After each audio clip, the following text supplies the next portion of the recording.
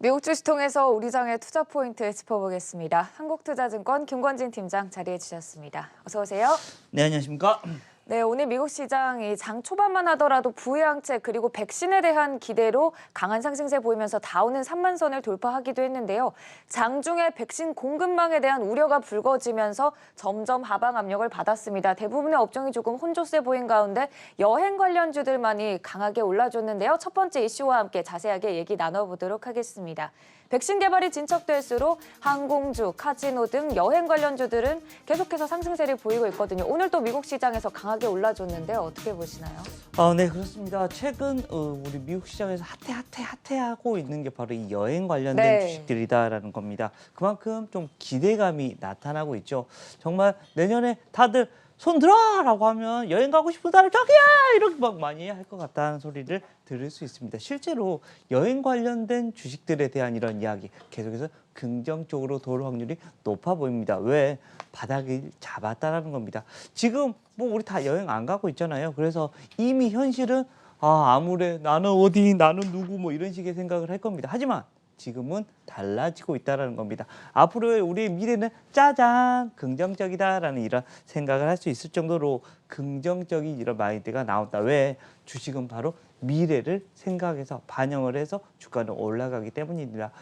지금 뭐 경제 활동이 내년 한 2분기부터는 좀 긍정적이 될 거야. 이제 정상화가 될 거야라는 이런 모양. 이렇게 되면 실제로 우리가 여행을 갈 수 있는 건 3분기 이런 기대감을 한번 얘기를 해드릴 수 있을 것 같고요. 이렇게 되면 하나투어나 모드투어, 대한항공 등 이런 관련된 회사 그리고 면세점 업계들까지도 좀 긍정적인 이런 훈풍이 나타날 수 있다. 단 뭐 단기보다는 중장기적인 흐름을 가지고 가는 게 훨씬 더 편하실 거다라는 얘기 드리겠습니다. 네, 이렇게 중장기적인 관점에서 여행 관련주들에 대한 긍정적인 말씀을 해주셨는데요.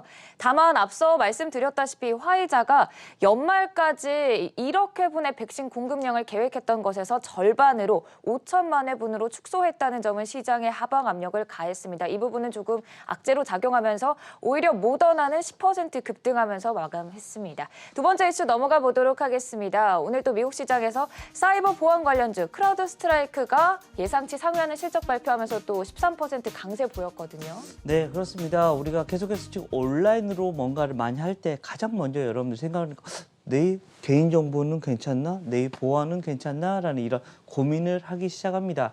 실제 이러한 이슈들이 미국에서 그리고 해외에서도 나타나고 있다는 겁니다. 그만큼 이런 보안에 관련된 이런 종목들을 여러분들 계속해서 생각을 하셔야 될 것 같고요.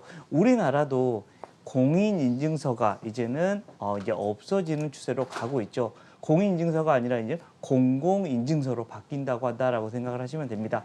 예전에는 자기 본인이 가지고 있었던 인증서였습니다. 이제는 하지만 정부에서 금융결제원 쪽에서 가지고 가는 이런 공공 사이버 이런 클라우드 서비스에서 이제 보관이 된다는 겁니다. 예전에는 즉 내가 공인인증서를 잊어버리면 내가 잘못을 했다니까 그래 네 책임이야. 하지만 이제는 그렇지 않는다라는 얘기를 해드리겠고요. 실제 이러한 관련된 이런 보안 관련된 종목들은 계속해서 여러분들 관심을 가지셔야 되는데요. 뭐 대표적으로 뭐 안넷과 뭐 이런 라운 시큐어 같은 이런 종목 그리고 또 소프트웨어 쪽으로 가면 삼성 SDS 같은 이런 종목들이 나올 것이다라는 얘기 드리겠습니다. 네, 이렇게 보안 관련 업계 특히나 또 코로나19 수혜주로도 꼽히는 부분인 만큼 긍정적인 말씀 해주셨고요. 빠르게 세 번째 이슈로 넘어가 보도록 하겠습니다. 테슬라 목표가 $780까지 나왔습니다. 골드만삭스가 투자 의견 상향하면서 오늘 테슬라 주가 자체도 상승세 보였거든요. $600 선 다시금 또 눈앞에 두고 있는데 어떻게 보시나요? 네, 좋다라는 얘기를 드리겠습니다. 좋아라는 건 한두 번 얘기 드린 것도 아니잖아요. 여러분 테슬라 뭐 전기차 나오면 어떻다? 좋아라는 이런 생각을 하실 수 있지 않을까라는 얘기를 해드리겠습니다. 그만큼 우리가 친환경 차에 대한 것은 정말 강조해도 지나치지 않을 것 같다라는 겁니다. 뭐 LG화학이나 삼성 SDI 그리고 에코프로 비행 같은 이런 종목들 여러분들 계속해서 관심 있게 봐보자라는 얘기 해드리도록 하겠습니다.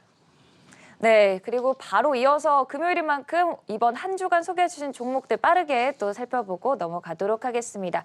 표를 통해서 확인해 보면 삼성바이오로직스, 나이스정보통신, 지누스, LG전자 들고 오셨었는데 빠르게 뭐 하고 싶은 말씀 있으신가요? 네, 빠르게 지금 현재는 대형주가 되는 시장이다라는 생각을 하고 있고요. 어제 얘기했던 LG전자가 아주 잘 됐고 삼성바이오로직스 계속해서 조금 쉬었다가 계속해서 다시 한번 올라와 주려고 하는 모습이 나타나고 있고요. 지누스 같은 경우는 온라인 침대에 대한 얘기 계속해서 나타날 수 있지 않을까라는 얘기 해드리겠고, 우리가 이런 결제 관련주들 제가 매번 NHN 한국사이버결제 얘기 많이 드리는데 나이스한 이런 정보통신도 여러분들 좀 관심 있게 봐볼 필요는 있지 않나라는 얘기 드리도록 하겠습니다. 네, 그리고 이어서 바로 오늘장 관심주 확인해 보도록 하겠습니다.